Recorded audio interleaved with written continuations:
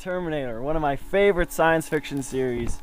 I gotta say, I've been watching it since I was a kid, probably from long before I should have been watching it, age-wise, but, you know what, fuck it, whatever, done now, the damage is done. I'm the twisted individual that you are listening to today. Regardless of the point, last night I went to see Terminator Salvation. Sadly, I did not get to see it on the opening weekend because I was at Anime North, but I went to see it as soon as I could before then, and I must say, I enjoyed it. I think a lot of people are probably being a little too harsh on this one. I fucking hate Mick G. I mean, not the person himself, but that name drives me insane. Being an English specialist, I freak out about little linguistic things about that, but outside of my personal quips against the man himself, I do think he made a pretty decent action movie. I think a lot of people are complaining that this movie doesn't make a whole lot of sense if you try and think about the time travel aspects of it, and I'll delve into that in just a second. Before I do, though, I just want to get a quick synopsis out of the way for people that have not seen the other movies, aren't familiar with the stories. A little bit hard to synopsize, but basically, in the context of this movie, the AI component Cyberdyne and Skynet, Cyberdyne, perfect dark. Skynet has become self-sufficient and launched Judgment Day against humanity, and has just taken over all of the machines largely, and has basically nuked the majority of the world, with small pockets of human resistance left throughout the world. There's Christian Bale, and playing John Connor, who is ostensibly the leader of the existence, prophesized from the past movies. And the past movies, the Skynet, it was sent Terminators back in time to kill John Connor's mother, then John Connor himself, and so on and so on. This movie revolves around the war between man and machine in the future that has been much sought after by fans, or much asked at least by fans, from the previous movies, because we kept getting quick glimpses of them, and they were very cool, although maybe a little cheesy in retrospect, but still a very cool idea, and largely the catalyst behind all the other movies. So you wanted to know more about this? Well, here you go. Calling this movie a sequel rather than a prequel is kind of an odd thing, because technically this is happening like after the first movie, but it's already been told in the first movie, so this is kind of what I was talking about with the time travel mechanics of this, because the whole plot does not make a lick of sense, because everything has to be happening at the same time. For the machines to send Terminators or cybernetic robots back to kill John Connor or Sarah Connor, respectively, they would need to have already been in the future. So this necessitates some kind of parallel universe that's running alongside this one, and everything, like I said, needs to be happening at the exact same time for this to make any bit of a lick of sense. But taken at face value, time travel being the ultimate paradox, and it makes enough sense for this movie. Don't try and think about it too hard. I know I haven't, though you can come to some conclusions. It's mostly bullshit science. That's because time travel doesn't exist. This is a sci-fi movie, people. Why is there so many complaints about this? We come to this movie for one reason and one reason only. Not for the amazingly deep story. Terminator has always been an action series, though the plot is pretty cool, I will say.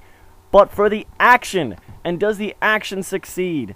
I think it does. If there's anything that could be said about McG having never seen any of his other movies, admittedly, I think he is a pretty damn good action director. There's one particular sequence that you saw in the trailer involving the gas station, and that gas station fight transitions about 4 different times. There's one action scene, transition to another, transitioning to on the highway, transitioning to in the air.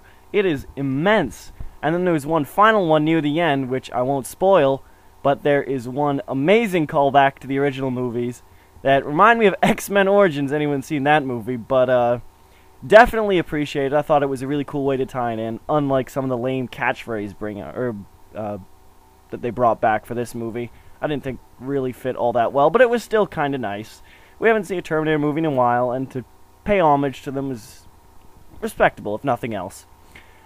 Now the characters, though, a lot has been made about Christian Bale. His freak-out video has been much proliferated along the internet, but in all honesty, I didn't think John Connor was the best character in this. Sam Worthington as Marcus, the man-machine, is really the star here, I gotta say. He puts on a powerhouse performance, and while it's not like Heath Ledger awesome or anything even above that, it is certainly quite nice. He really steals the show when he's on it. This movie is largely centered around 3 different storylines. John Connor is Christian Bale leading his fight against the machines with the Resistance. Marcus, who, after being sentenced to death in the first 3 minutes of the movie, so no real spoilers, comes back to life 15 years later in the post-apocalyptic version of the Robot War.